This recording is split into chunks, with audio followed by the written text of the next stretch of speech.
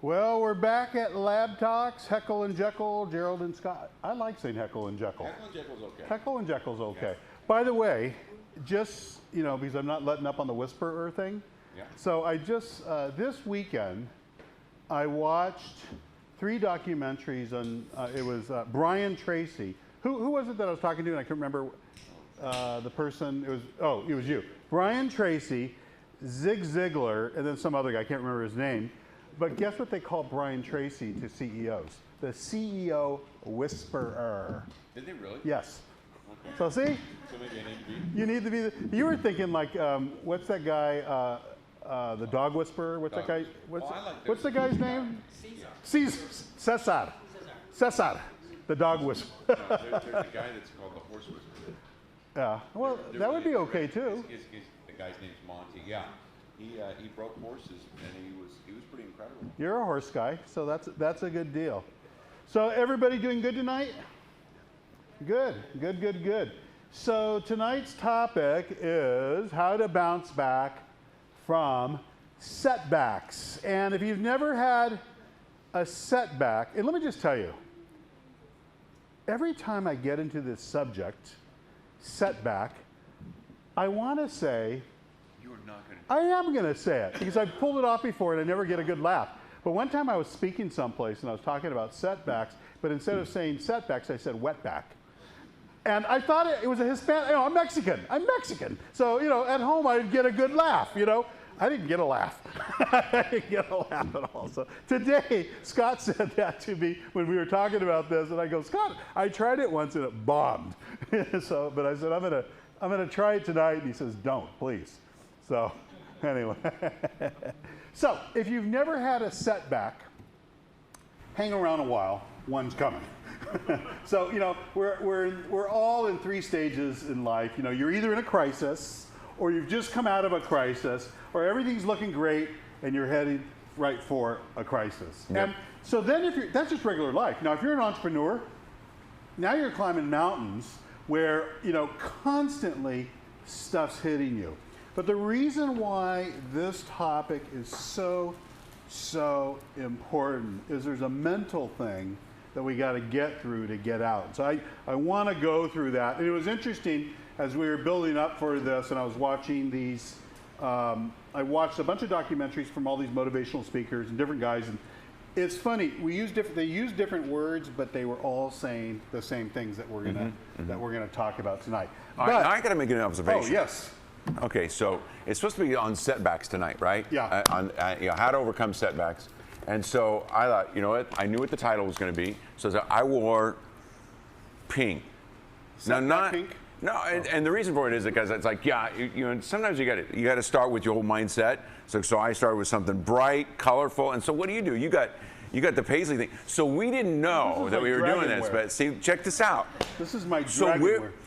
Is that what it is? I don't know. I have no idea. We're in celebration wear because no matter what, we're going to get through this, right?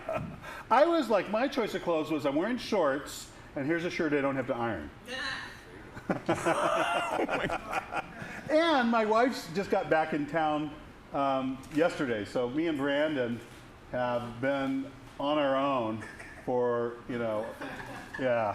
I can't even believe we're still walking. We've been starving to death. Well, yeah, we cleaned the house and wait, when did you clean the house? Did you clean today? it yeah, okay. Or yesterday, right before she came? Yesterday, all day. Okay. And then she said, and I think she just made a snide comment back there.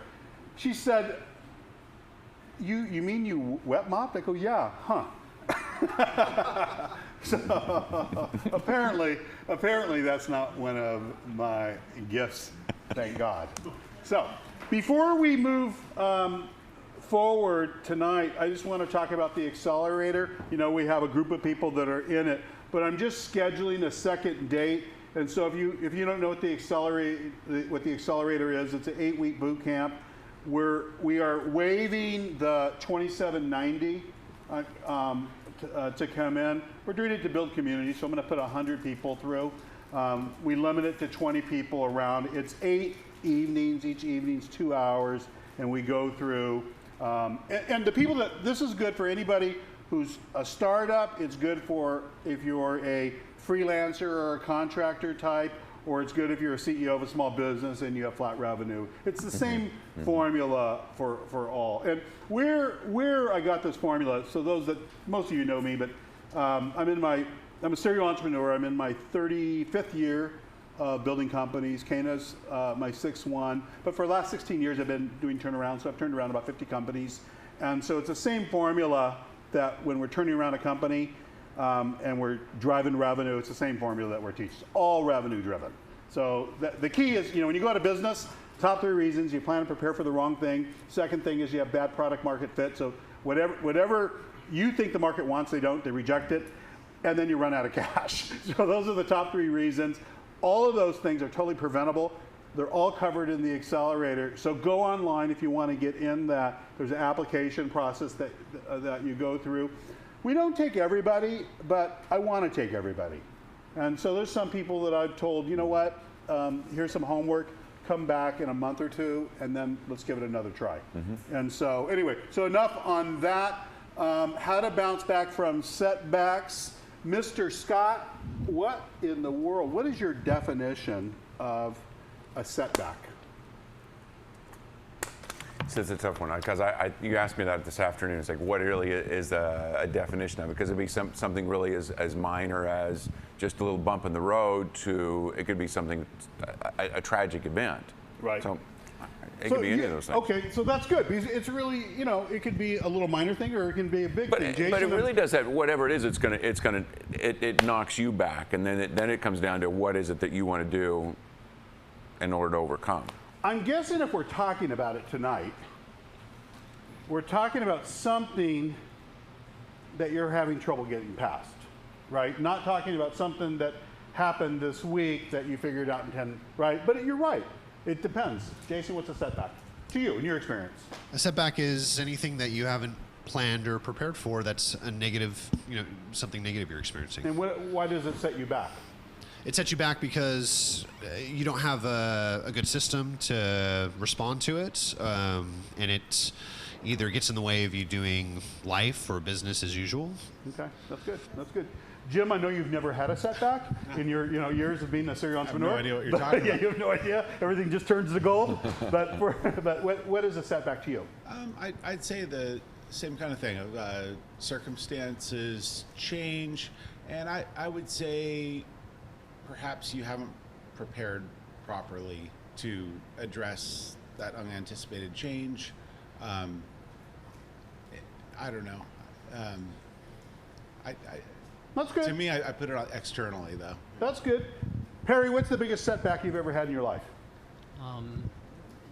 Not having enough capital and needing capital. Okay, that's good. Anybody here want to give him some capital? Charlene, what's the biggest setback you've ever had in your life that you want to talk about? That's good. That's good. Yeah, well, that I want to talk about. Okay, I think it's just time restrictions. Okay. Not managing my time effectively. Okay. Okay. No big ones in here? Like I went and broke one time and lost everything, got down to $9. That's what I would call a setback. I had a death in my family, lost a child at 10. That's a setback. I mean, I've had small things, but I'm talking about ones that you get like totally just stuck. Manny, what's the biggest setback you've ever had in your life? Or has your life been always easy? Relationships. Sometimes, Relationships? yeah, they can get in the way of business. So, Oh, yeah. so Okay. I'd so- say relationships. Okay, how about you? What's your biggest setback that you want to share? I'll say like let your Go ahead and talk to the mic. I'll say like let your business model plan like go and go innovate. Okay, that's good. That's good. So here, anybody else have one?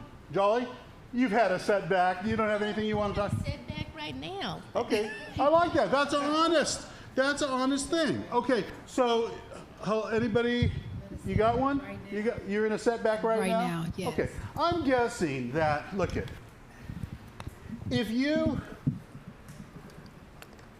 If our ads or whatever we had out there drew you in at some point, I only write ads that reach people with a problem. Because I can guarantee if you don't have a problem, there's better things to do. I mean, we got some good hamburgers and hot dogs. Damien did a good Thank you, job. Damien. Yeah, In the back with the hat. This dude shows up early. And where's Brian? Brian does it too. And he cooks our dinner. Oh, there's Brian. So thank you guys for that. And how about you in the back, ladies? Have you ever had a setback that you want to share? As a child? Okay. So a setback, let's just say it's a circumstance, it's a problem that hits you, and you can't figure out how to get past it. And so you're stuck. And, as an entrepreneur, welcome to the world of setbacks. I mean, they're nonstop. It's like, like a surfer, hitting waves. They're not going to stop coming. They're just going to come and come. So you have to learn how to get past setbacks. But before we go, and then, pop in here anytime you want. But I want to get some of the thinking behind it. Now I'm going to bring up our definition that we've used in the accelerator for diligence, because this word diligence, which means different things to different people, but this is a definition. It's not my definition, but it's a definition that I adopted and I use for my life. And diligence is a learnable skill. So when we say it's a learnable skill, chances are it's not an automatic thing, and we have to learn this. As to the definition here, it combines creative persistence. So why do you need persistence? You only need persistence when you're going to have a booger of a trouble, and you're going to need patience and persistence. So that's telling you, if you're climbing mountains, there's going to be some trouble. Creative means it may not be obvious how you're going to get past this booger, and you're going to have to do it in a creative way. Smart working up there means that it's not just hard working. 80 hours a week won't solve these boogers. It's just not going to do it. Okay? Rightly planned means you have to plan it. It's not going to just happen by happenstance, or you're not going to be able to wing through this. It has to be rightly planned. And one of the number one reason why people go out of business, and it's 90%, when 90% of all small businesses are in some state of going out of business because there's so many. 500,000 new startups a month. That's who joins our club. Those that are going for funding, only 1% get VC. Of the ones that get VC, only 10% ever exit. So when you have odds that are, this is like climbing Everest, right? And we're at the bottom of the mountain, and we're like, don't climb the mountain. Everybody's dying on the mountain unless you're really prepared. Rightly planned. You got to prepare to climb the mountain. Rightly performed. What does that mean? You prepare, but if you can't execute, you might have a great play, but if you can't execute it, it's not going to work. Timely, efficient, effective, pure, highest quality of excellence. So this is a big, big, big definition for diligence. Why do we bring it up? Because here's levels of diligence, and I want to start out here. Oh, let me throw something in, Yeah, because I was thinking about this. I thought about this. It's a great topic, and I want to throw this out to you. You just agree or disagree with me. But I really do believe that part of the problem that we face, that all of us face, is an education system. Now, I'm going to pick on teachers a little bit. I hope I don't pick on you too much. But I really believe we've set up an education system where it's like right answer, right answer, right answer. And if you don't have the right answer, don't hold, and even though the teacher says, hey, everybody just raise your hand if you have the answer, if you have the answer. It's like if you don't have the answer, don't raise your hand. And so we're raised with the idea of there's there's the right answer, and if you don't have the right answer, sit there and be quiet because there's somebody that's smarter than you that does have the right answer. So it's and that's just the system that we've created. I don't think we started that way, and I think we all get into this system. This is the way it's supposed to be. And so now our fear is I don't want to make a mistake. And so we're more than willing for somebody else to make the mistake. We're more than willing for somebody else to raise their hand and see if they've got the right answer or not. And so if they've got the right answer, whew, well, we're done with that. But if they got the wrong answer, what are we going to do? We're all going to turn around and go, bah, I can't believe they said that, right? And so we all turn around, we're ready to laugh at it. So, but think about this. So then we have this mindset that we have to overcome, which is it's okay to make mistakes. It's okay that you're going to fail. It's okay. I mean, thank God for some of the chemistry teachers. Most of them want to make sure that you get everything right. But occasionally you have the chemistry teacher where it's like, okay, you know, it's all right. You try something. Yeah, well, you know, it didn't blow up real bad. It's, you know, because you need those kind of people that are in your life that'll say it's okay to try and fail. And I've said this to my kids before, and this is one of the things that, as a perfectionist, and I'm true confession here. It's like I am a perfectionist. I believe it or not, I really am. I struggle with making mistakes, and so the greatest cure for fear of failure is failure. And fail and fail and you know, if you've been around here, you've already recognized one of my favorite quotes is the Winston Churchill quote. Success is going from failure to failure with no loss of enthusiasm. Yeah. And so you really, this is one of the things that I think we need to overcome. We talk about mindset, is that ability to say, you know what, I don't want to be the one that just sits in the class and sits there like this and doesn't say anything. I want to be the one that risks. And you are going to fail and you are going to have setbacks, but it gives you an opportunity to grow. So I got other stuff. I was the kid that didn't raise his, I was a lousy student. Lousy student. I was a kid that just sat there, didn't know the answer, didn't raise my hand. But I can tell you, as an entrepreneur, the thing that I've learned is failure is success. Absolutely. It's just that because you cannot innovate, you know, if in the kid in the laboratory, you know, if it didn't work the first time, you just quit. Well, there goes all the inventions. So, this, I want, in this exercise, or not exercise, in this thing that we have up here, this levels of diligence, I'm going to read through some of these. And if you want a hard copy of this, email me, and I'll send you a link to a PDF with it. But I have taken all of society and put you into one of 4 groups.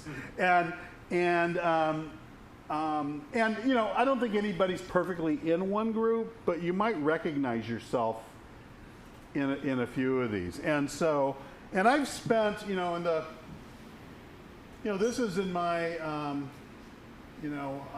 have met in the last 20 years thousands of people one-on-one. I've spent a ton of time with people in one-on-ones, and I go speak all over the country, and I've been building businesses all over the country and dealing with teams of people. And so I really see this clearly. So the first group is levels of diligence. So we want to see what's your level of diligence, because this affects how you get unstuck.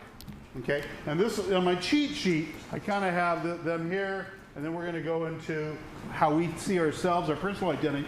But the first one is the 5%ers, and we call them the early adopters.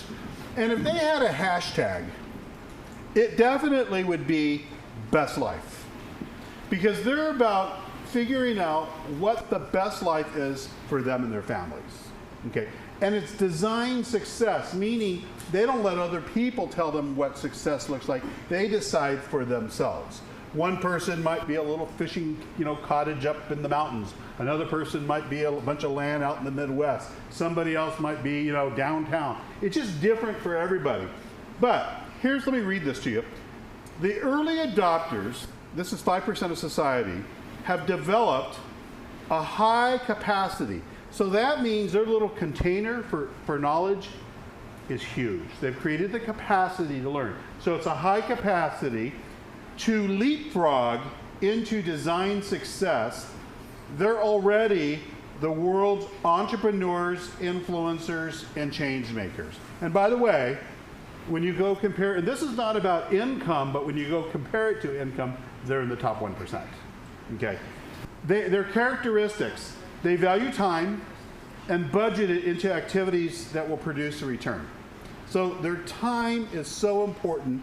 They don't waste it. They always know what they want out of their time. they've developed a gigantic perception of what's possible. So these 5%ers dream big, but for every big dream, they prepare big. The person that doesn't prepare big just has a bunch of fantasies that are never going to come true. If you have a big dream, then you plan big, okay? They're continuous learners, meaning that they change their mind as they learn, okay? Focused on their personal development. So these are, it's only 5% of the population are like this, okay? These people, when they get stuck, they get out quickly because they're trained to look for a path, method, and mentor. And so the minute they get stuck, that's what they look for, and boom. They know that their thinking has stopped working, and they just find somebody else's thinking and jump into that. This is how they, so if it's an investment person and their investment strategy stopped working, they go find somebody with good investment strategies and do that. So this is who the 5% are. Now let's get into the 15%.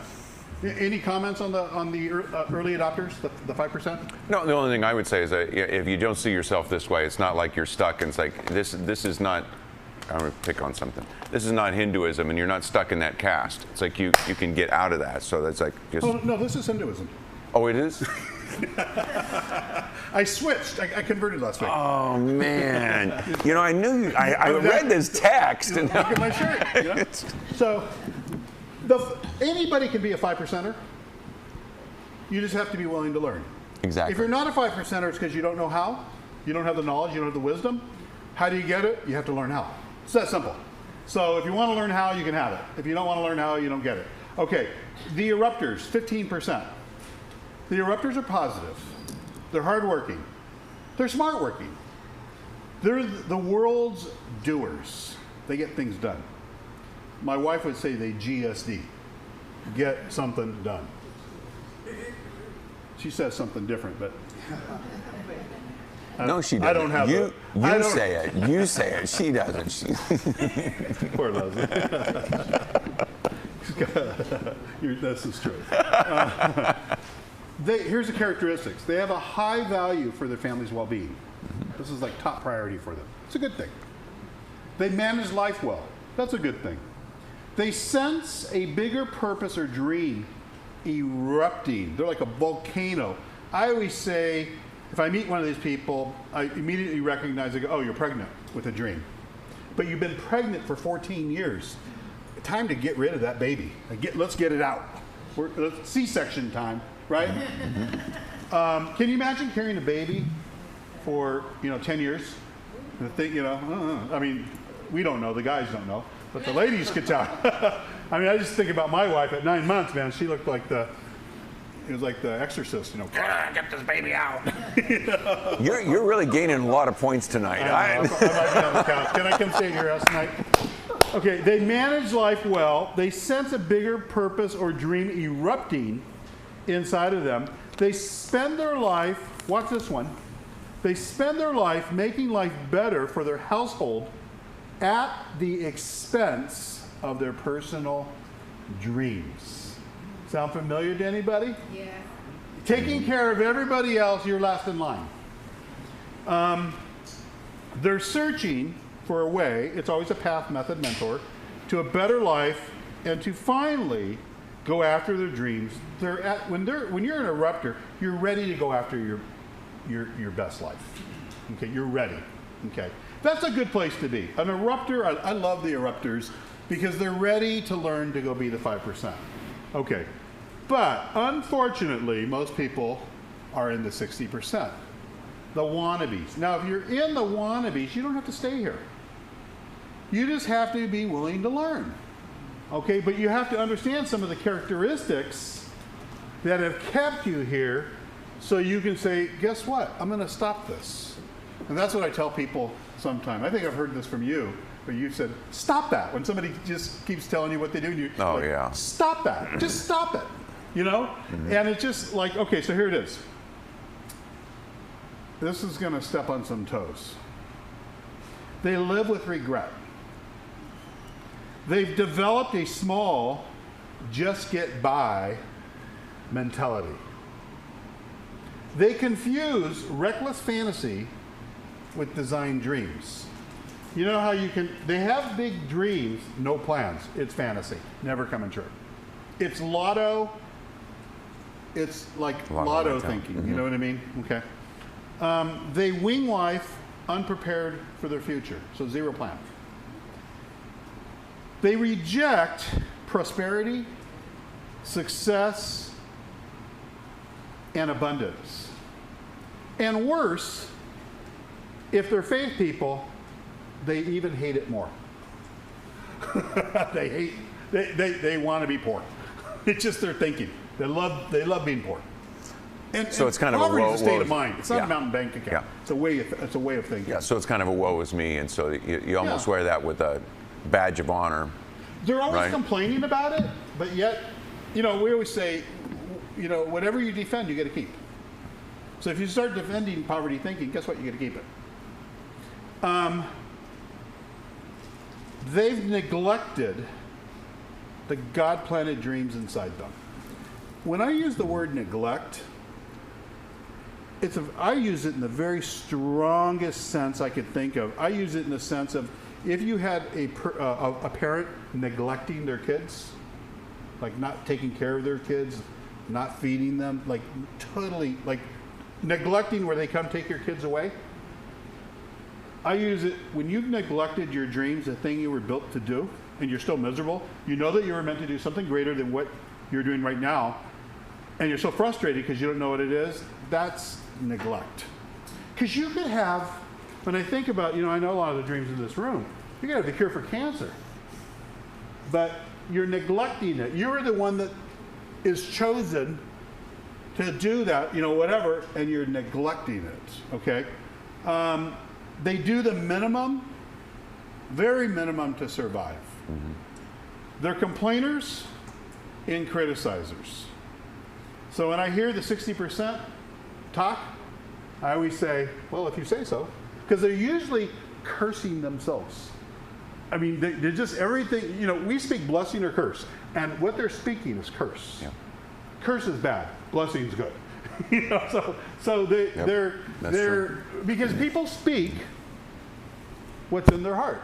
And so it's really interesting when you hear people talk and when they look at their circumstances. And so if you ever hear me say, if you say so, I'm putting you down. Mm-hmm. The insult. You can hit me. So they're complainers and criticizers. And then the bottom one, the Walking Dead, we don't have anybody in here like this. But the Walking Dead are modern day lepers, societal outcasts. They barely exist. They're already dead inside. 1 foot in the grave, life's living hell. They're if you believe in evil, they're demon controlled. If you don't believe in evil, they're demon controlled. They without a divine miracle of some kind, they're void of any hope. They're the community of the extremely, extremely mentally ill that don't want any help, drug addicted that don't want any help, permanently homeless that don't want any help, unstable zombies that don't want any help. No, I can tell you this: my heart. You've heard me say this all the time. Mm-hmm. I want those people. Right. I want the wannabes. I want them all. I want to go help every single group. But I can tell you, unless you know what the condition is, you can't help them. Yep. Like, I'll treat the wannabe totally different than I'll treat the eruptor. Or the 5%. The 5% are just shifting. Something's not working, they just shift into something else. But I don't make the mistake of treating the 5% or the 60% like the 5%, because what will happen is you won't get a result. Okay, so any questions? Does that make sense to you? Let me go around a little bit. What do you think, JD, about this? It makes and no one's, you could be between like two of them, or I can see myself in the 60% at times. Okay. And then I can see myself in the 15% at times. Okay. So I think I'm kind of bouncing and just need stability. We're going to get you in the 5%. How about that? That's it. Bam. And today, Anybody inside this room that wants to be at the 5%, I'm going to show you, we're going to show you, I don't think we can do it tonight. We'll show you some of the elements, but I can tell you, anybody who's stuck that wants to get unstuck, our calendars will open them for you. And Right. we'll meet with you. It's, no one has to live stuck. It's, if you're looking, if you're here and you're stuck and you never get unstuck, it's because you didn't want any help. And so, that's the I always tell people, for business advice, I can't be with everybody, my time's limited to that. For spiritual or life kind of stuff, unlimited. Unlimited. I'll spend unlimited time. I'm here late into the evening, some of you know, because you're with me in the evenings, and same thing with Scott. So, who else? Jason, you don't have to say, what would you have to say about this? I found myself in all of them at different points in life. I think some of all right now. Right. Yeah. No. Walking Dead. Huh? Yeah, I think this is reflective, and I think that's important to kind of understand, hopefully, where you are and with the person that you're talking to, because I think you respond differently, you encourage differently, you share differently, depending on where somebody is along that kind of spectrum. That's true. What's interesting is, have you ever met somebody, like if they saw something like this, their behavior is they're a wannabe, but they think they're a 5%er? And here's the thing, it's TDR. What does TDR stand for? Think, do, results. Foundation of any turnaround or any growth thing that we're doing. Everybody has a way of thinking, good or bad, that produces a way of doing good or bad, and that produces results, good or bad. Think, do, results. So if you don't like your results, you have to go change your thinking. And that's what we're attacking here. It's like if I was your golf coach, we're going, okay, you're in one of these 4 categories and kind of like your swing, and you got to be honest with the whole thing. And I would say that there's certain things in my life that I'm going from wannabe to erupter. There's certain things in my life. One of them is my weight. I'll pick, it's like, there's a lot of things that I do seriously, and then there's things I don't do. So it's not, your life's divided into a couple different things. So we all have room to kind of pick on ourselves a little bit. Go ahead, Jim. So I kind of categorize myself right now with my own thinking. I think I'm naturally kind of an erupter, but I've been set back kind of into a wannabe mentality on a certain aspect. So I'm glad you pointed out you could be kind of both. But I have a question for Scott. You mentioned you're kind of a perfectionist. I am too. I think part of my thinking that's messed up is I've somewhat frozen myself because some changes happened. I don't think I can get back to perfect, so I'm afraid to do anything almost right now. How do you ever face that where you can't get going? Well, it's just what I said earlier. The best cure for that is failure. It's, and I fail at it. I go, wow, I'm still alive. I'm still breathing. I still got my family. I'm still, and so it's almost like I take stock of what it is I still have. It's like, okay, I've got this. And then for me personally, it still is the faith. It's like, so I really believe, it says it in Romans, he takes all things and works them together for good. And so I hang on to that scripture, because what it is for me as a promise is, even though you blew it, hey, listen, I'm big enough, I can turn it around and I'll take something good out of it. And so that's been really refreshing for me to be able to say, okay, I believe in a God who says, I'll even take the biggest failure you've ever had, or the biggest setback you've ever had, or the biggest disappointment, whatever it is, you can just start going down the list. It's like, I'll take that and I'll turn it. And I have seen it turn in situations where I'll give you an example that I gave one other time. It's like the church used to have a school. And the school was struggling. It was struggling. It had been here for 60-some years. And so there was a great history with the church having the school. And I stood up in front of all of these parents one night. I don't know how many parents there, 150 parents or whatever it was, 200 parents. And they were struggling. They knew the school was struggling. I said, I will never shut the doors on this school. So we will never shut the doors. So about 2 years later, we shut the doors, and it was like, wow, that just hurts.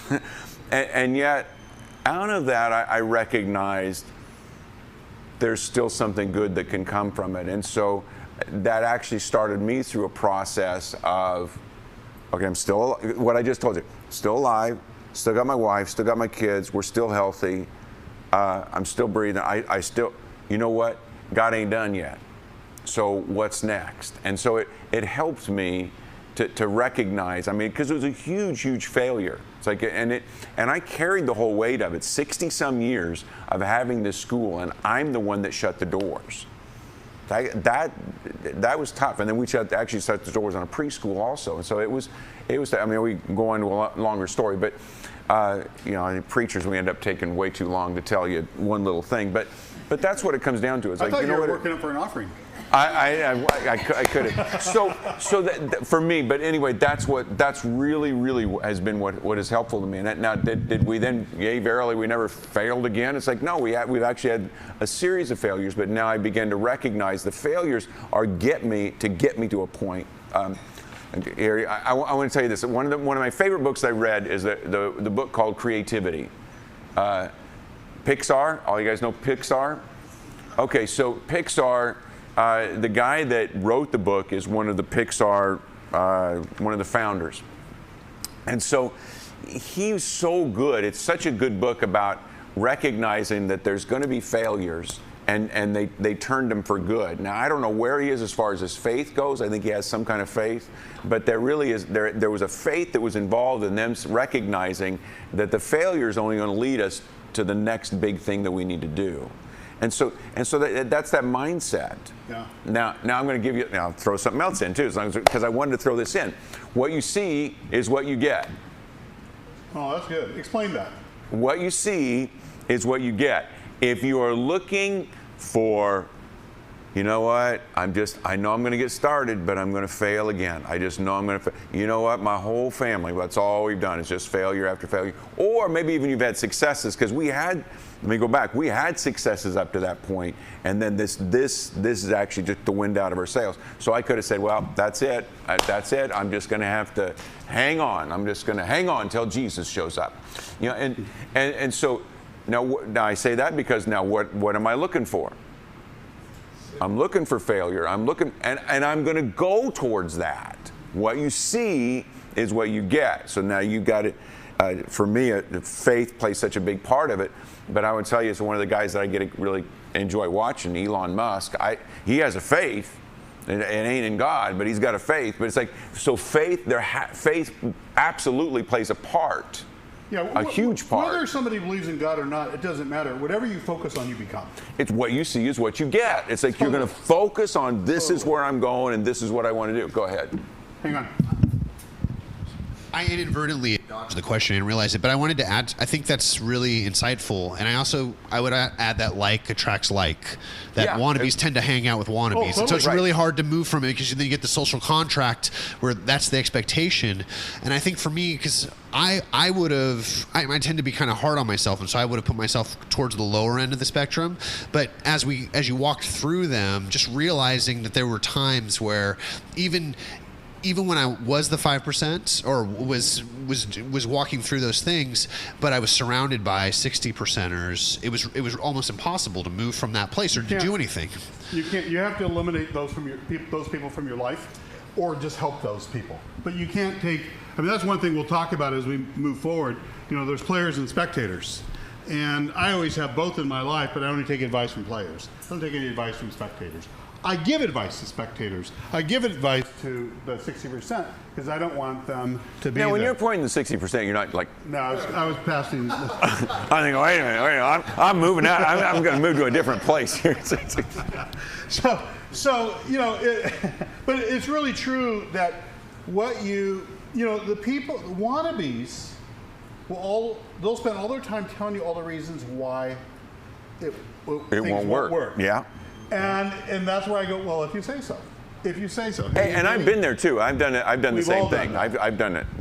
So I feel like I struggle with this one, the take care of everyone before themselves. So what's the right mindset? I mean, this one is kind of tough for me because I've always felt like I do that. Here's the thing. In my priorities, now as a faith-driven entrepreneur, my number one priority is God. Okay, because I'm a faith-driven entrepreneur. my number 2 priority is myself. Because if I'm not in good shape, I don't make a good husband, I don't make a good father, I'm not even good for myself. Hey, let me give you a scripture for that. I happen to have a couple of them. Love your neighbor as yourself. Yourself. Isn't that a crazy thing? It's like love your neighbor as yourself. And really stop and listen to that scripture. That's what we do. That's the problem. If you don't love yourself, then you'll love your neighbor like you love yourself. So I mean, this is why. Now, when I was listening to those motivational speakers, and I don't know if these guys have any faith or not, but they didn't appear to, but they could have been, because they all talked things that were in faith. Mm-hmm. And one of the things that they all had to do at the beginning is learn to love themselves, and speak to themselves. Every single one of them understood that what we speak is what's in the heart. So what happened was a lot of these guys, and I was like, there was this one of the guys, they were in San Diego, and they were doing interviews with these top attorneys and all these different business people that were, really powerful people. And they all said, boy, this is one of the things that I struggled with. I had trouble loving myself. And so you have to take care of yourself. And so all this takes us to, and I'll tell you, this thing that you just said with what you see, this is so powerful. Because when we're done, maybe not tonight, but when we're done with this issue, every single one of you will start seeing yourself as a 5%er. You don't become a 5%er till you start seeing yourself like a 5%er and acting, and we'll take you, it can't get done tonight. But one of the things, but we have a solution for you. If this is something you're struggling with, you don't have to struggle anymore. If you're going to continue struggling, it's just a choice that you've decided you like it. It's it's your habit and you love it. You and I, we'd love to be able to just wave a magic wand, boom, you're all 5%ers now. But it just doesn't work that way. You didn't get into this position overnight, and you're not going to get back out of it overnight. And there's, it's like when I'm dealing with somebody, I give people homework all the time. Yeah. And if they don't do it, I can see they're not, they were looking for a quick fix. I'll tell you this. Your setback is a setup. Absolutely. Your setback is a setup for success. And this is, I don't know what scripture you just gave, but he'll take any situation. Romans 8. Yeah. I've always said, well, first, don't be an entrepreneur if you don't like problems, because this is how we come up with solutions, with problems. So problems is like, we should welcome them, but a problem's a driveway to success. And so you have to change your thinking that there's failure when you drive on the driveway shouldn't make any difference at all. Because you already see the solution even when you don't have it. Now I'm going to take us into, right over here. In my book, His Plan, My Plan, which if you don't have one, I'm going to order, I just had ordered like 300 and I guess I gave them all away. You can go to Amazon and get it, but I'm going to go buy another box and we like giving away books. But in the introduction, I say this book was written for 4 types of people who most likely self-identify. So I can take almost everybody and put them into one of these 4 groups. The first one is the setback. Okay, the setback, to me, I won't read the whole thing, but this is somebody that's had a lot of success in life, and then something tragic happens. They could have a failed marriage, loss of a child, loss of a business, they lost their job, they've had so they've lived a good life, and then something happened, and they got set back. Okay. So this particular person, this is, and what happens is we identify as this. So guess what direction the setback person's looking, forward or in the rearview mirror? If you get this one wrong, I don't know what you've been doing. You look backwards. Yeah. You think about, you're driving your car, how big's the windshield compared to the rearview mirror? Well, if you're focusing all your time in that little rear view mirror, so that's what happens. When we lost everything, I just wanted to get back to the good old days. There's a little saying what is it? Your ladder is great. How does it go? Your ladder is great. Do you know? What is it? Let me come to you, Jolly. I know you know this one. You know this one. How's it go? I believe it's your latter days will be greater than your former days. Former days, yeah. So it's your future. Yes. And this is, by the way, she has an amazing podcast. I've been, when is your finished one done? It's called Kingdom Dynamics. Kingdom Dynamics, and then when is it online? That's on Thursdays. Is that your final? Because you shoot it raw and then you edit, right? Behind the scenes podcast segments. And then I upload it onto YouTube. So if you go to Jolly Glover.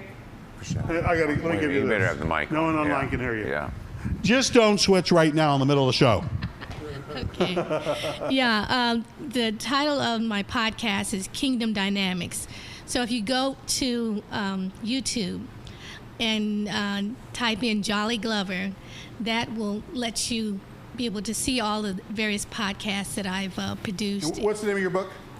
That is Created for Success. Yeah. Created for Success. Now, isn't it interesting that this lady who has all this success can admit she hit setbacks herself? All of us hit setbacks. But guess what happens when you hit a setback? You mentor up. That's what you do. You mentor up. So that's the first group. There it is. I found it. What is it?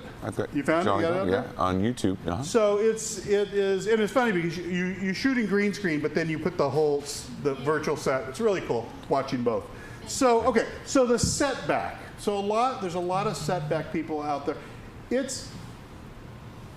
You've got to understand your identity can't not be in the past. It has to be in the future. So when this last recession hit, a lot of people got stuck with that. Mm-hmm. Okay, you got to move on. Your futures, you got to have this is why this quad vision is so important. Foresight, insight, oversight, and hindsight. You got to be looking at all these different views. That's the first one. The second one is the serial loser. And it seems like such a harsh description, but this isn't my description. This is what people identify as. The serial loser is somebody who's a risk taker. They're always doing something new. But what does the name imply?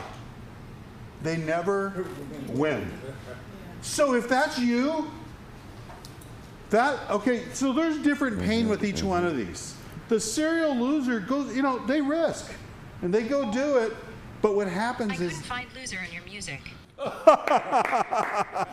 Siri, well, you're a loser.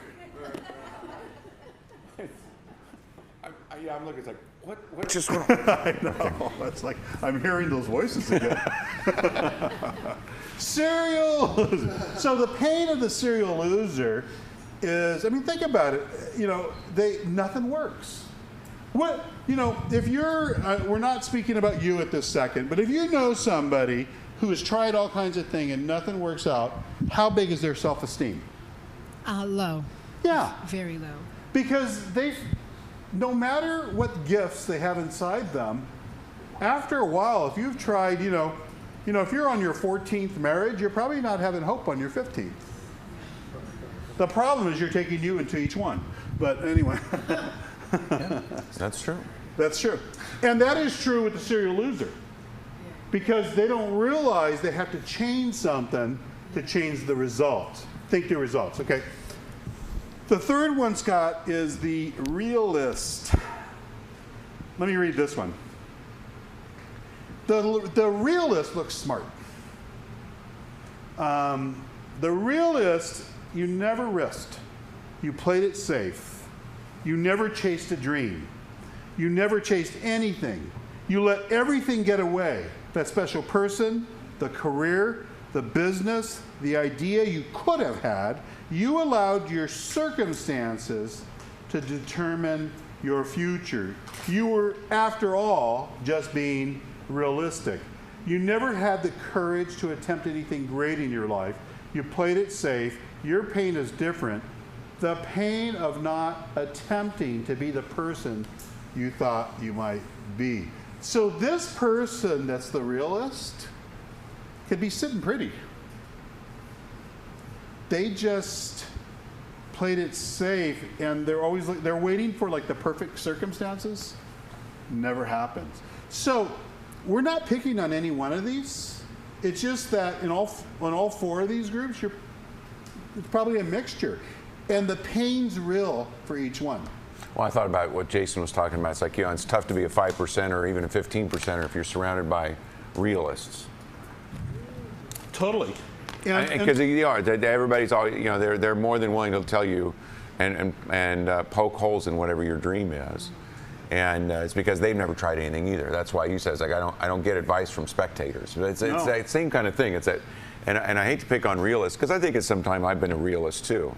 You get hurt enough or you get disappointed enough, you think, well, I just got to be more realistic. But then you realize that you're not going anywhere. Which is a bad word. When people say realistic, I'm like, well, define what that means. Yeah. Why would you limit your future to your past limited experiences? That makes no sense to me. Define what realistic is. What realistic is, you're using your eyes to look at your circumstances. And what you find is that, to me, circumstances are just scenery. I'm on a journey.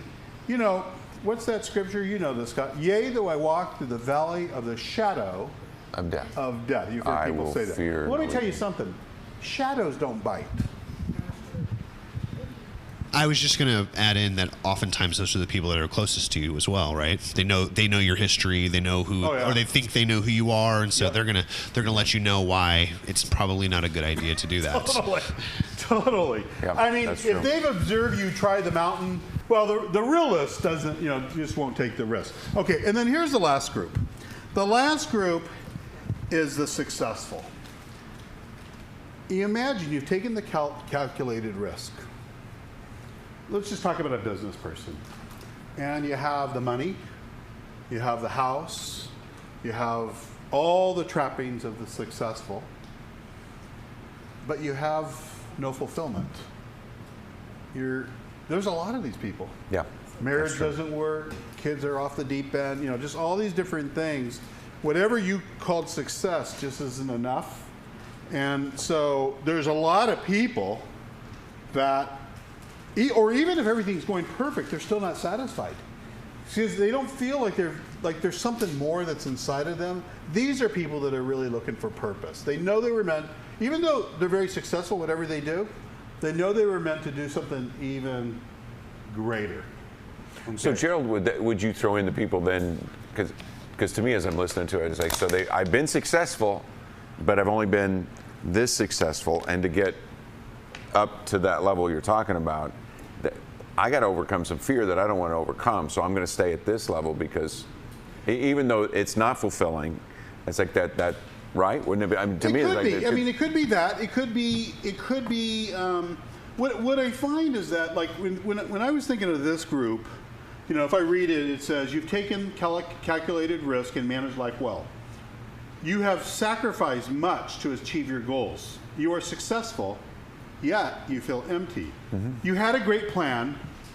In this book, this is a faith book, it just wasn't his plan, so you lack purpose. You are in the so-called success category. You probably have no idea that life is about to go horribly wrong. In a crisis, coming out of a crisis, headed straight into a crisis. So it's easy to get caught up in all your success that you ignore that feeling of emptiness and lack of purpose. When you have that, guess what? You go fill it with stuff. That's usually what you do. It's like, I need another Italian car. Why not? So you might have tried to fill this emptiness with stuff, but God has a way of allowing hardship into our lives to draw us closer to him. All too often, success people feel that they are self-made and unfortunately often worship their creator themselves. Success people who haven't experienced a great loss lack a weathered grain, a beautiful patina polished by overcoming life's challenges. Like a freshly crafted table, they need finishing, and the finisher of their faith is about to step into the game. So what I've seen with the successful people is they're never satisfied. no matter what they keep on doing, they never get satisfied. There's something missing. There's the emptiness. And so they can, they can be set back from that. So think about what we've covered here. Because to fix this, you have to know how you fit into this. So where are you in levels of diligence? Okay, because if you don't get to the 5% or understand what that looks like, you're never going to get things done. You're never going to accomplish everything that you were meant to do. So what you have to do, and we're going to get into this, is there has to be a process where you see yourself as the 5%er, even if you're not there yet. That's where you strive to go to. Okay, and these are our definitions. You can make up your own definitions, or but this really, the 5% matches the top 5% earners in America. It's really interesting when you compare the two. Right. Then we have the setback, the serial loser, the realist, the successful person. A couple of notes that I had is what I have found with people that are stuck or they've experienced this setback is, the think do results that we talk about all the time? They'll agree, but they still think they're right about everything. And so they always go back to their old logic, even if their logic is corrupt. I don't mean corrupt in an evil way, but it doesn't work. And so I every day I read a chapter of Proverbs in part of my prep for each day. Best business book. You want to get some wisdom, read a chapter of Proverbs. Whatever the day it is, I read that chapter. And but there's one that I read is Proverbs 14:12, and it says, "There's a way that appears to be right, but at the end leads to death." Oh my gosh, this describes so many people. They ignore advice. They go to a mentor and then never take it's like going to a golf coach because you want to learn golf, and then you go, you know what? I like your shot, but I'm going to stick with mine. And we're like, we've seen you play. Why would you stick with your game? Well, I'm working it out. You got all kinds of weird moves. You ever see who's that pro golfer that has a really weird swing? Do you know who's Happy Gilmore? No, oh no, that's something else. There's a pro golfer that has this weird swing, and he's good. But that's when you see somebody doing all these self-correcting moves, you start getting weird with your swing, and you could it's not a smooth, easy thing. And they think there's a way of thinking. There's another saying: the dog always returns to its what? Vomit. To its vomit. Notice that? I know dogs go back to their poop, especially little poodle-ish dogs. You don't like poodles? What are those things called? Oh, they're poop eaters. They like poop. What can I say? So before we get to some solutions here, where are you here? Remember, you can email me and I'll send you this document. This one's in the His Plan, My Plan book. Go buy it, or if you don't want to buy it, hang around long enough, and I'm ordering another box of these. But this is where we got to get unstuck. Why is this so important? Because we're entrepreneurs. Yes. And we're going to get stuck. We got to get unstuck. This is what we have to do. And it's funny. Have you ever met somebody who has all the reasons why you can't be successful, and they just recite them? I feel like getting something bigger, and just, and sometimes, I think when I'm not listening, that's what God does to me. He's usually very gentle at first, and then he pulls out his 2x4. He's like, man, this Gerald's not, I got to bring out the heavy So the first thing is you really got to hang out with players, not spectators. Do you know the difference between the two, a spectator and a player?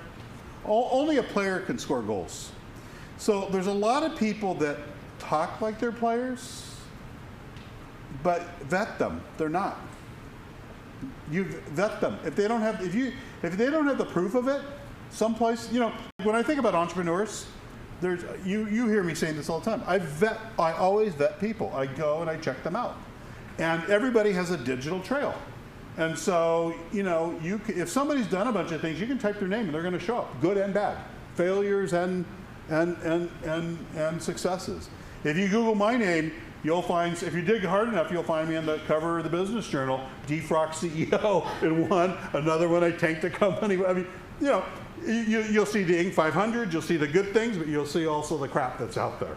And anybody who's been around for a while, there's even a site that we look at all the time. It's called the Wayback Machine. So when somebody says they ran a company and all this, and there's no website, we go back to the Wayback Machine. If it's been in the last 20 years, it's there. It tracks every website in the world that's ever been built. Isn't that something? So a lot of times, we go back to some of my early websites and I go, can you believe we thought this was good back then? And it's pretty fun. In my bow tie, I used to be a bow tie. I like that bow tie. It was braces. It was a look. Suspenders, yeah. It was a look. It was a look. It wasn't even my look. I hired a branding agency. They wanted to give me a look, and they go, "This is your look." Tying a bow tie is not easy, by the way. YouTube. You find anything out on YouTube, right, Justin? So here's another little tidbit that I wrote down. The fix is inside out, not outside in.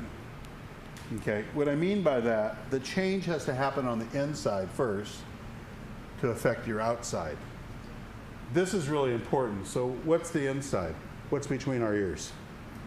Our thinking. There's some people, Scott, they're in love with their thinking, even with bad results. Mm-hmm. There's some people that are hackers in golf. They shouldn't even allow them on the golf course. They love their swing. They brag about it, even though they suck. And there's people in life like that. And they talk a good game, but they have no results. I'm not just talking about a little period of life. Their whole life. They have no results. When you have no results, ever, something's wrong. So you're just either in love with this bad thinking. What do we call it? Stinking what? Stinking thinking. Stinking thinking. You have to expose it, and you have to eradicate it. One of the things is some people have bad thinking because they tolerate fear. It's not because they're bad people. They just tolerate fear. Do you know if you tolerate fear, you can't be successful? Anybody with fear in their life cannot be successful. You have to learn how to eradicate fear. So, like what I said one time, I says, I don't care if you have faith in a iPhone. I care less what it is. But it needs to work. You cannot have. So this is a change of thinking. So anything to add before we go on to the next slide? Well, I was just thinking about it's like with fear. It's like I would like to say like I've always eradicated the fear, but I don't know that I always eradicated it. It's like I'm just going to do it anyway, because that's what you really got to do that. And I go back to my horse riding days. It's like when I was little and the horse was like this, and I'm trying to get up on the horse. You got to act like you had no fear. Yeah. And they sense it, right? Yeah, they do, and so you really have to go on there like it's like I got this, and it's in a lot of ways it's fun to, not a lot of ways, it is. It's fun to overcome the fear that you have. It's like it's there, but it really is there to be conquered, because that's what's going to make you stronger. It's like you really want to. It's like, well, I'm too afraid. It's like, why? It's like it's there. Really, you have to think of it in terms of that. It's there to be overcome. Now, when I say that, that doesn't mean that you're going to walk out in front of a truck because it's not going to bother me. It's like don't be stupid. I'm not asking you to be stupid, but I am asking you to realize, like, there are some fears that are there. It's like really, it's for your benefit to overcome them because it only makes you stronger. But the fear, think about this, because who's our resident pastor? How many times is that word "fear not" phrased? 365. Okay. Do you think God was just making a suggestion? Because he knows that's what we'll face. Why? It's like I get it. I don't tolerate fear. If you know me, it could be I won't have fear in my life more than a day or so. I know exactly what to do to get rid of it. I have a system for it. It's not my system. It's I think God's system. It's a wisdom system to get rid of. I don't tolerate fear. You've heard me. I won't draw it out tonight, but if you allow doubt, that immediately goes to fear, and fear goes to worry, and worry goes to discouragement, and discouragement goes to depression, and depression goes to failure. The flip side of it is, when you have faith, you see the finished result. Even though you're situated, and And you're already there. Every company I've ever built, every building I've ever put up, everything, even my wife sitting in the back of the room, before I married her, before I met her, I already envisioned who she would be. I put in a special order, and I got it. I mean, I ordered it. I ordered her. And then you know what she said when she saw me? I bet you he thinks he's something. That's what she told me. Hey, let me throw something else in about fear. I don't know if you guys ride roller coasters. I used to. I just haven't. When I did youth ministry, I used to ride roller coasters. Like, and you think about a roller coaster, and I always think about there was one of them that I used to ride, and it's like they would go. They have this whole thing designed. You know, you're going up. It doesn't look that bad, and you go, yeah, I can do this. And you're getting in, and of course, this is back when I'm a youth pastor, and so I'm taking these young kids, and all right, let's go. And I go, okay. And inside, I'm going, man, this is just dumb. This is just dumb. And so then you're going up the roller coaster, tick, tick, tick, tick. You know, as it's going up, it's like, wow, it just didn't look that high when I was looking at it. And it gets up, and you finally get to the top, and then it starts to go down, and you go, wow, we're gonna die. But you go down. As you go down, it's like this feeling of, but I just conquered this. And then you hit it and you go, all right, we're going again. Let's go, right? And so that's the thing when I think about with fear. It's like, yeah, that's the way I have to do it. It's like I just got to go, all right, here we go. It's like, and I can, sometimes I don't feel it, sometimes I overcome it, and sometimes like, where are fear thoughts? Oh, man. When you have a fear thought in your head, who's it from, God or the enemy? Oh, I think it's from the enemy, absolutely. And then we talk about with the book of Joshua. So it's a lie.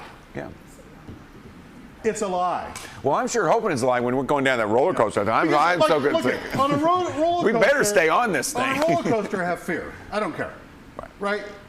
Or you see a truck coming at you, have fear. That's healthy fear. Sure. You're in a house that's burning, have fear. But when this thought comes in your head and it says you're this old, you're not going to be successful. That's a torment. Do not.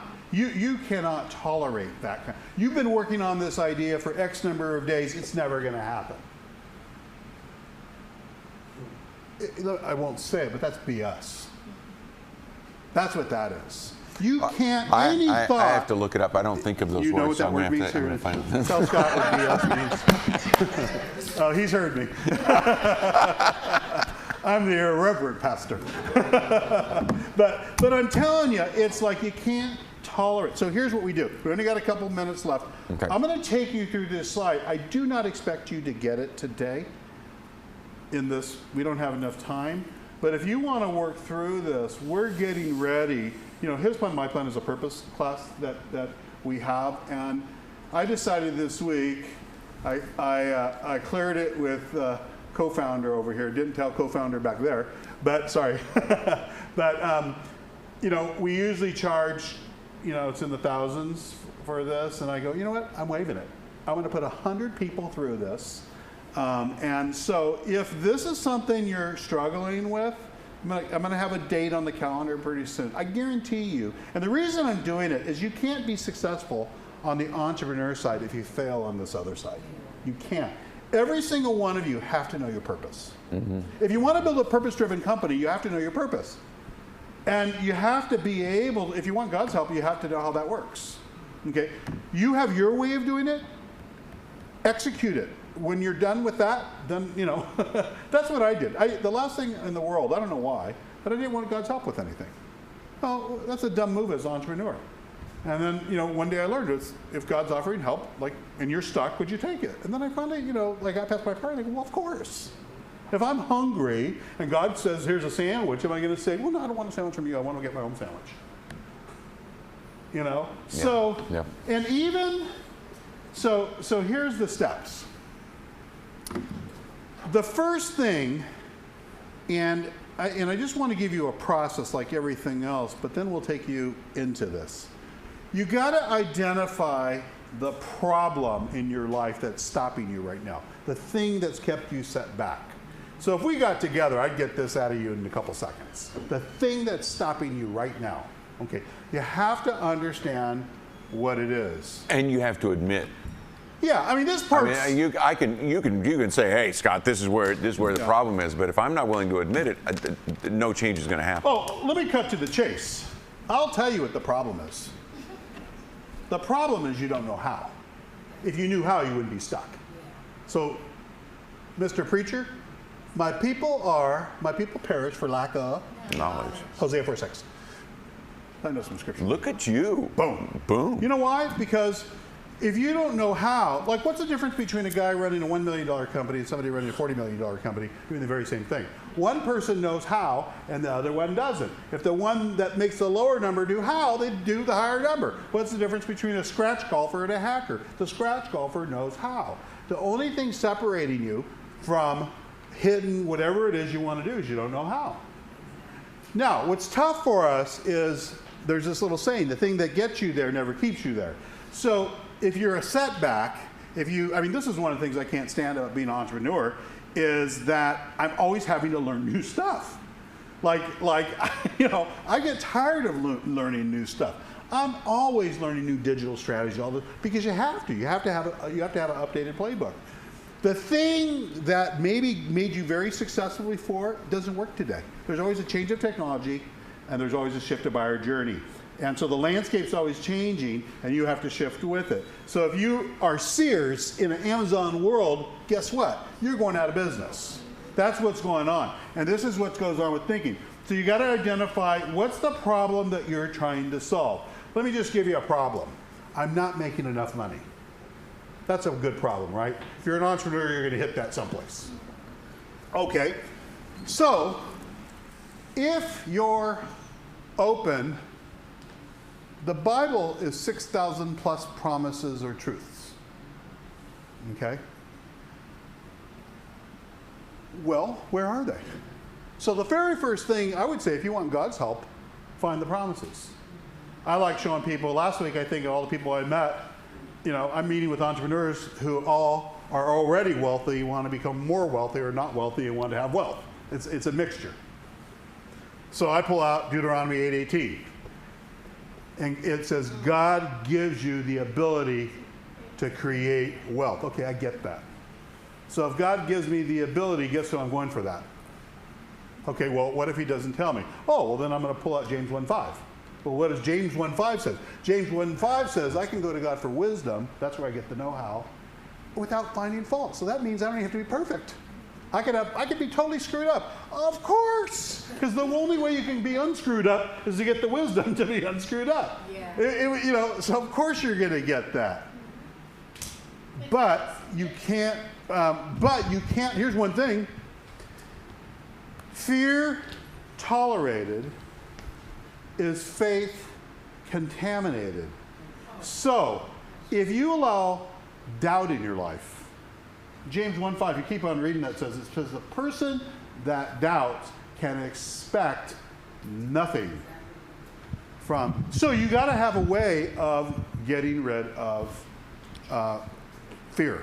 So I was about to say that, or I started to say, you have to submit to the acceptance of getting that wisdom. It's not something that God will just push on you, but you have to ask for it and submit to the process. Now, that process may cost some things for you to learn, but it's all good. It is, and there is a cost for getting wisdom. What is that little scripture that you always tell me all the time? It's the glory of God. It's the glory of God. Is that what it is? The glory of God to conceal a matter. The glory of kings to search it out. Yeah. One of the things I've learned, like if you're in the accelerator, like in this exercise that we're going into with problem and solution, and like, well, can I make it easier? Absolutely. Do I want to? No. Because the reason why is I want you to understand that you have to go through misery to get to a solution. Because if somebody just hands you the answer every time, then what are you going to do when the answer is not readily available? You have to learn to go search for it. So one of the things, though, if you think about this, all wisdom. So whatever problem you have, you think God's up there worrying about, oh my gosh, what are we going to do? He's invented a problem I finally can't solve. No. He'll tell you. Identify the problem, number one. Number two, because we're out of time here.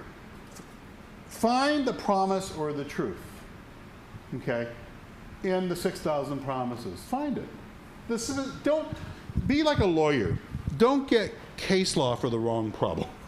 Get case law for the right problem. So if it was a money thing, oh my gosh, I got them all written down. I know exactly where they are, because as a business guy, that's what I'm always, I'm in a business to create revenue and profit. And so then the third thing is, this is what you started out with. Envision it. When I'm reading, like let's say my life's a mess, and I'm in this horrible time period in my life. What I'm doing is I'm finding promises from God, and I'm envisioning them real in my life. That's called meditating on the Word. But I'm envisioning. So what does that look like for me? If in times where I have debt, I see myself with no debt. In times when I have failure, I see myself with zero failure. I've never had this, but let's say I had trouble with a kid. I would see my kid out of trouble. See, whatever I find a promise, and that's what I start seeing, because whatever I focus on, I become. Now, what's so interesting about this, I'm mentioning God and all this, but in those documentaries that I was watching last week, they were all saying the same thing. They just didn't mention the God thing. Once I envision it, I believe it. Once I believe it, nobody can take it away from me. When I believe something, what do I mean by believe it? Every building I've ever put up, at some point when I had to see it first, but then when I took it by faith, when I believed it, I had it. There was a date on the calendar that I didn't know what the date was, but I'm walking towards it, and it was done. I'm like a pro sports guy, a golfer that sees the ball going in before I even hit it. I throw the pass, I already see it completed. See, this is the thinking. This is no fear thinking. You have to see yourself 100% success. You do not tolerate doubt or fear or worry. Here's another thing that's in there. Throw a little caveat in there. You can't have unforgiveness in your heart. Because if you have unforgiveness in your heart, you self-sabotage yourself. Yeah. In this thing, I have to be, well, wait a minute. I've had some people do me dirty. So have I don't, I forgive them for me. I'm not going to punish myself because I'm not, somebody did something bad to me. That's so good. That really is so good. I'm not saying what they did was okay. Right. I've had people do some horrible things to me. Right. I'm just not going to allow any strife in my life that will hold me back from success. Right. Okay. Yep. Then I speak it. Why do I speak it? Because whatever's in my heart comes out of my mouth. Yeah. It's what your programming starts to come out. So a lot of times when I'm talking to people and I'm listening to them, they're telling me their problems as I'm hearing it. All they're doing is telling me the reasons why they can't. They're telling me all their... See, I know they haven't taken the time to see themselves into the future, so they could never get there. It's out of the abundance of the heart. Oh, yeah. The mouth speaks. Out of the abundance of the heart, the mouth speaks. Whatever is going on in here, it's going to end up coming out. And so you want to guard. That's why the Bible also says guard your heart and guard your tongue. Guard what you say. So here's the deal, guys, because it's 8 o'clock, so we got to go. If you're set back, and I know some of you are, and you're working on this, and first, I told you, come get my card. I'll set a strategy session with you, and my time's unlimited for these kinds of things. I can't do, all the business problems because I would never get anything else done. But for this stuff, this is my purpose, helping people. I want you to be successful, and I know we got. So we're going to start the His Plan, My Plan. It's the purpose thing. It's how to have purpose in your life. I would say probably in the next week or so, I'm going to have a date on the calendar. I'm trying to figure out what night and all that. But we're waiving the fees with that, and that will be 10 weeks. It'll probably be one night a week. And so that's what we're looking at. And so, I have to do it that way. If you're dealing with something right now, email me, I'll make time for you. But if we meet for 2 or 3 hours like we do sometimes, we can't work it out in 2 or 3 hours. There's too much work that has to be done. But it's so important because this is about, you're here because you want to be successful. You want to go after your dreams. That's why you're here. So it would be negligent if I know the answer and I'm not telling you. That would be negligent. So one thing I've learned, now, I can guarantee you this, and I think you could say the same thing.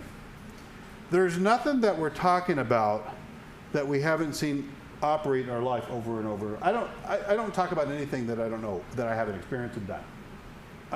Nothing. There's no theory here. These are all things that I live by every single day. Yep. And so, and trust me, at 35 years as an entrepreneur, I've had enough trouble come in my life, and and we can do a story marathon. Let me tell you my story. Let me one up it.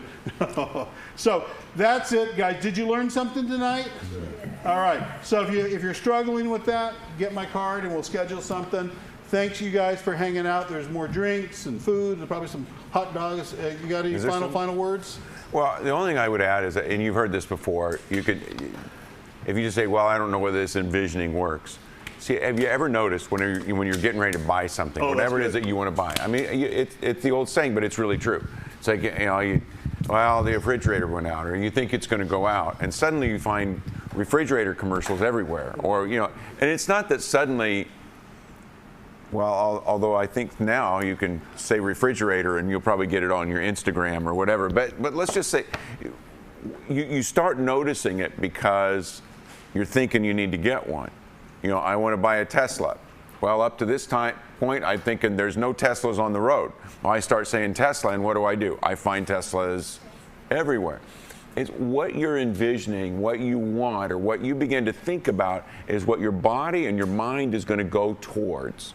So all the things that we're talking about is like you really want to begin to do those things because that your body, your mind, your thought process will all move towards what it is that you're after. It's like it's simple, and it works. You know who always tells me that this won't work? Broke people. Yeah, that's true. They're broke, yep. And they're like, well, tell me what's the, and they're broke, and they're always going, well, that won't work. And if I'm a smart, if you say so, if you say so, or if I'm a smarty pants, if I'm a smarty pants about it, it's well, never mind, I won't say it. It's too mean. It's too mean. Okay. But it's like if you say so. That's really what it comes down to. All right, guys, thanks a lot for being here. Good having you. Those online.